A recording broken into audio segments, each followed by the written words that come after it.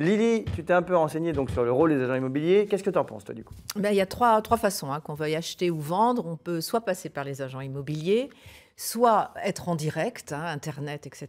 Soit, Oui, ou des amis, ou dire tiens, j'ai un truc à voilà, vendre. le ça bouche à m'intéresse. oreille, etc. Soit faire appel à des mandataires. Les mandataires sont un petit peu comme des agents immobiliers, mais à domicile.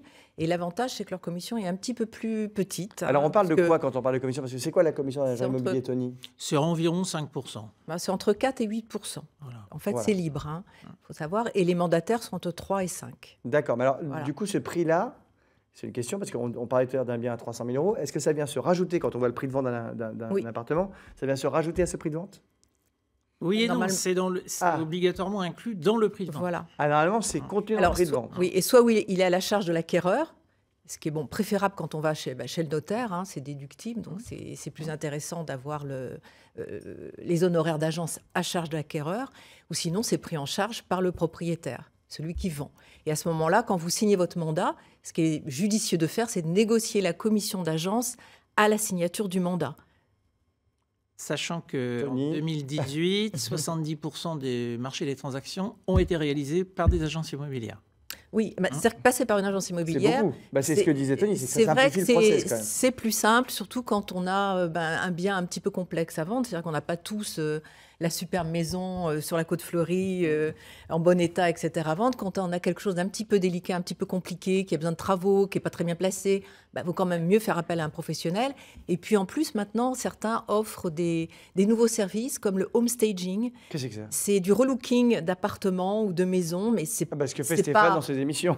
voilà, c'est un peu ça. Alors, c'est pas tout remeublé, mais c'est faire intervenir quelqu'un qui va mettre un petit coup de peinture par là, qui va Ou qui changer va avoir les une idée sur une meubles. cloison, peut-être péter une cloison. Non, ou, pas du gros œuvre. pas du gros. C'est vraiment de la mise en couleur, de la mise en valeur d'un bien. D'accord. Et ça se fait de plus en plus dans les grandes villes. Et est-ce que vous avez, quand on passe pas par une agence, est-ce qu'on peut, quand on passe de particulier à particulier, pour reciter une marque célèbre, mais bon, bref, ça peut arriver d'avoir des problèmes, des choses qui sont pas aux normes, comme vous dites, et on se retrouve un peu battu oui. parce qu'on se dit, On c'est se retrouve super souvent affaire. chez le notaire. En fait, ce qu'il faut savoir quand on est en direct, c'est qu'on se Oui. retrouve souvent chez le notaire avec un problème qu'on n'avait pas vu. Un loup, vous voyez, quelque Un loup. chose. Ah bah si on a un loup Bah dans la oui, maison, il y a tout. t'imagines? Non, je rigole, bien sûr. Des hein, papiers, mais- par exemple, des travaux qui n'étaient pas prévus, enfin, vous voyez, des choses de copropriété. On peut se retrouver face au notaire et le notaire dit, bon, là, il y a un problème, il faut que vous repartiez en négociation. C'est tout le rôle de C'est un l'agence, peu compliqué quand même. C'est tout le rôle de la Le rôle de l'agence d'anticiper toutes ces Exactement. difficultés. Il faut savoir que plus le bien est complexe, plus on a intérêt de passer par un agent immobilier ou un mandataire, mais en tout cas par un professionnel. Ouais, en tout cas, là, d'un seul coup, moi, ça m'a quand même plutôt